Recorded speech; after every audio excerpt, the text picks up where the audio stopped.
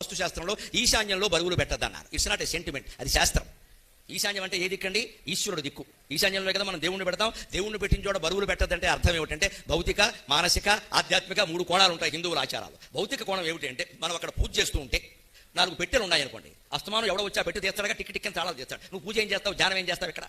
అలాగే ధాన్యం బస్తాలు పెట్టారనుకోండి, ఎలకలు వచ్చి పరపర కొరుకుతాడు. నువ్వు ధ్యానం ఏం చేస్తావు? పరపర నమశివాయ, పరపర నమశివాయ, పరపర నమశివాయ అవుతుంది. ఏ బరువు పెట్టినా ఏదో ఒక డిస్టర్బెన్స్ ఉంటుంది. పిల్లలు పుస్తకాల సంచులు పెట్టారనుకోండి ఈశాన్యం వల్ల, మనం పూజ చేసుకుంటుంటే వాడు వచ్చి డొక్కులు చదువుతాడు, అక్కడ జిప్పులు తీస్తాడు, మన ధ్యానం చెడిపోతుంది. నువ్వు భగవద్ ధ్యానం చేసేటప్పుడు ఏ వస్తువుల మీద నీ దృష్టి ఉండకూడదు అంటే అక్కడ ఆ వస్తువే అక్కడ ఉండకూడదు. అందుకే ఈశాన్యంలో బరువులు పెట్టద్దన్నారు. దాన్ని సెంటిమెంట్ చేసేసి ఈశాన్యం వైపుని పెట్టకూడా ఒక్క అరడుగు పెరిగిందంటే యజమాని ఎవడు చెప్పాడండి వీడికి? ఈశాన్యం వైపు గోడకి యజమానికి సంబంధం ఏంటంటే బుద్ధి లేనమాట. ఈశాన్యం వైపు గోడ కడితే యజమాని పోతాడా? ఆ గోడ ఇలా వచ్చేసి గుడి మీద పడి చంపేస్తుందా? What logic? గుడ్డివాళ్ళని చేస్తున్నారు వాస్తు పేరు మీద, జాతకాల పేరు మీద గుడ్డివాళ్ళని. దీనికోసం మళ్ళీ మమ్మల్ని సంప్రదించండి అంటాం. విజయవాడలో 1 నెంబర్, విశాఖపట్నంలో 1 నెంబర్, చివరికి వల్లకట్లో 1 నెంబర్, అసలు నెంబర్ అక్కడ ఉంటుంది.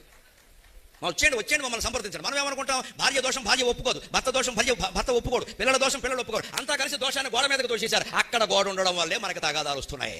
ఎంత జ్ఞానం అండి! మన మనసుల్లో చాలా గోడలు ఉన్నాయి, ఆ గోడలు తొలగించుకుంటే తగాదాలు పోతాయి. వాస్తవమని ఆలోచించిన ప్రతి వాడికి తెలుస్తుంది. వాస్తు అనే మాట వస్తు అనే మాట నుంచి వచ్చింది. వస్తువు ఎలా ఉండాలని ఇది ఒక వస్తువు అండి, ఇది ఒక వస్తువు. దీనికి వాస్తవం ఏంటో తెలుసా? మైకు తూర్పుముఖంగా ఉండాలి, పిచ్చి మాటలు చెప్పొద్దు. మాట్లాడేవాడికి ఎదురుగా ఉండాలి. నేను ఇటు మాట్లాడుతుంటే తూర్పుముఖం ఇటు పెడితే ఎవరికి వినపడింది? మైకు తూర్పుముఖం ఏంటంటే అర్థం లేని మాట. మైకు ఏ ముఖంగా ఉండాలి? మాట్లాడేవాడి మూతికి ఎదురుగా ఉండాలి, అంతే. దానికి అదే వాస్తు. మంచినీళ్ళ గ్లాసు ఉంది, ఎక్కడ ఉండాలి? నా చేతికి అందుబాటులో ఉండాలి. అంతేగాని ఇటు పక్క ఉందనుకోండి, నేను అలా మీతో మాట్లాడుతూ చేయడతాను, అది కింద ఒలుగుతుంది, 2 దరిద్రాలు అవుతాయి అక్కడ. అందుకని ఈ వస్తువు ఎక్కడ ఉండాలి? ఇక్కడ ఉండాలి. ఇది ఎక్కడ ఉండాలి? ఇక్కడ ఉండాలి. మిగిలిన ఏమైనా ఉంటే వెనకాల ఉండాలి, అంతే వస్తువు వాస్తవం.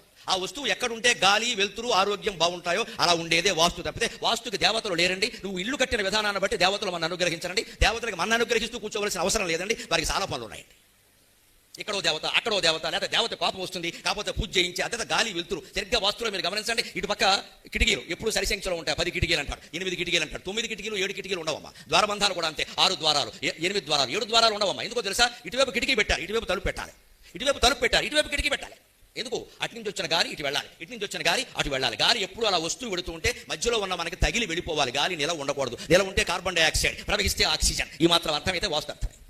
గాలి ప్రయాణిస్తుంటే ప్రాణవాయువు, నిల ఉంటే కార్బన్ డైఆక్సైడ్. అందుకని కిటికీలోంచి వచ్చిన గాలి తలుపులోంచి వెళ్ళిపోవాలి, తలుపులోంచి వచ్చిన గాలి కిటికీలోంచి వెళ్ళిపోవాలి. అందుకని ద్వారాలు ఎప్పుడు సరిసంఖ్యలో ఉంటాయి. అంతేగాని 7 ద్వారాలు పెట్టామంటే కోడల కాపురం చెడిపోయినట్టే. 7కి కోడలకి సంబంధం పెట్టండి. ఆవిడ కాపురం మీద ఆవిడ అడుగు పెట్టినప్పుడే చెడిపోయింది, మళ్ళీ దీనికి ఎందుకు కూడకూడదు? అబ్బాయి బుద్ధి మంచిది కావాలని ఒకటి చెప్పండి. ఇది కాదు వాస్తు. ఈశాన్యంలో వాస్తవం ఎందుకు బరువులు పెట్టద్దు అంటారు సరిగ్గా ఈ పద్యం. అందుకే